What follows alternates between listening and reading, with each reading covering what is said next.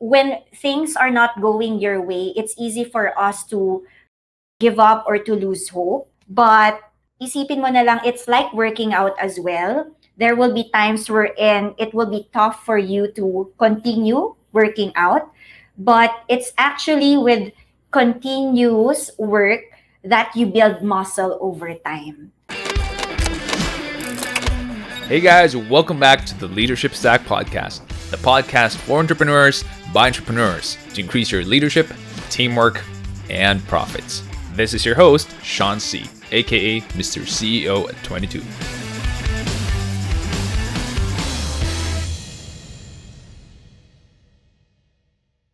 Tonight we have a special guest, Miss JM, and I am very excited to answer questions with her. Let me just put her on screen right now. There you go. Hi, JM. How's your week, JM? It's been hectic but fun as well, learning a lot of new stuff. What about you, Sean? Actually, this week was a pretty good week to start for me because we went to Batangas. Very refreshing vacation for me. For some reason, I've been working like 12 to 16 hours for the past 2 months. And oh man, it was taking a toll on me. I was grumpier and it was not good. It was not good. Like I was feeling my health going down and I was on my way to get flu. It was really bad. So that getaway did me a lot of good in the sense that I got to recharge, my body clock became normal. And yeah, it's time with family, which I really took for granted. Like I had a lot of time with my wife and my kids in that vacation. Although I still did a little bit of work, but I was consciously trying to avoid it. Yeah. So it was a very good vacation for me. That's great to hear. I think that's very important, no, Sean? Yeah. Like taking care of yourself, your family, and just being refreshed about your priorities as well. Thanks for sharing that. We need it. For some reason, this pandemic has taken off a lot of balance. I don't know if it's just me, but I feel like a lot of people feel that way. I saw some prominent speakers in other countries are it's very timely, no, because I'm also running a project right now for a webinar, and the webinar is entitled "Grow and Balance Your Life." And then suddenly, I see all of these speakers in other countries also talking about balancing during the pandemic. So I feel like it might be a concern for a lot of people right now, balancing. I don't know. How about you? What do you think about that? Definitely. I think during this pandemic, that's very important kasi 'di ba, most of us were working from home. So it's Mhm. really hard like to have the right boundaries when it comes to work, family, and even having your own self-care. It's really challenging for most people. So like you, Sean, I think I'm also in a season wherein I'm being reminded about work-life balance.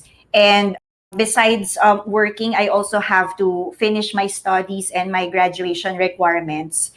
So that's taking a toll as well, like when it comes to my sleep. So it's important, to all your followers and to your community to be reminded about that, especially nowadays, that we really need to take time to be recharged and to really have that time to really put in order the things that we need to prioritize and have the right boundaries when it comes to your life and to your work as well.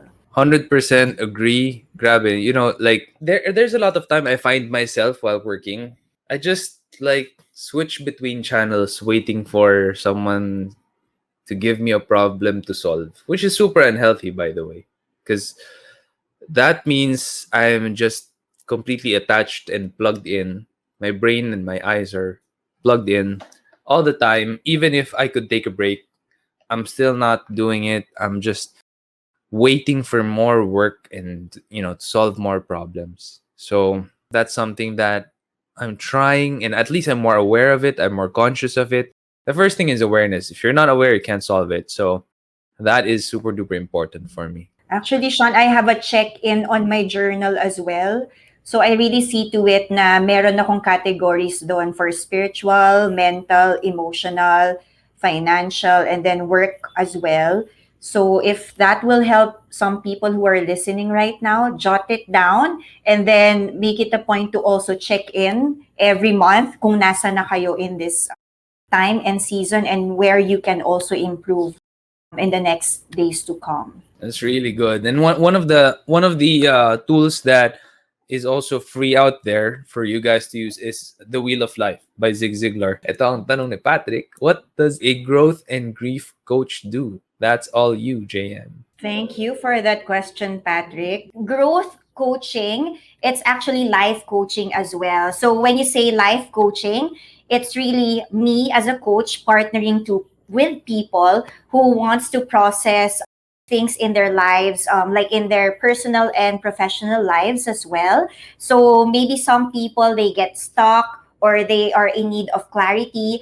So a coach can help you when it comes to that. And when it comes naman to grief coaching, it's me coaching people who are going through different grief. So when you say grief, it's not just about, kasi diba, usually when we talk about grief, we think about someone losing a loved one, but it's not just about that. It's all about living and death losses as well. So right now, there are a lot of people who lost jobs or who even stopped dreaming, who stopped dreaming of having your own business or other stuff. And these things can be considered as a type of grief. And the reason why it's important for you to be coached because I attended this one seminar and he is a first aider when it comes to mental health. And what Dr. Cloud is his name, Dr. Cloud mentioned is that unprocessed grief actually causes mental health issues. So if you're someone who is grieving right now, it's important for you to be able to process it with someone, either with a trusted friend or with a coach. I completely agree with you no, that grief not only causes like mental health problems, but actually I've read somewhere that it causes health problems. No, Right. really like breaking down of some of your internal organs. The hormones that you're secreting would be for the detriment of your body. So it's not good. I don't know if you guys believe in positive and negative vibrations or energy coursing through the body, but grief is one of the negative vibes, like nega vibes. Kaya doon nakukuha yung term na nega vibes or positive vibes or good vibes. Negative vibration ang grief, and so it doesn't help you in life. You would be a lot more grumpy, feel a lot more sickly, be a lot more fearful. Usually yung mga negative vibration na emotions come in hand. Eh.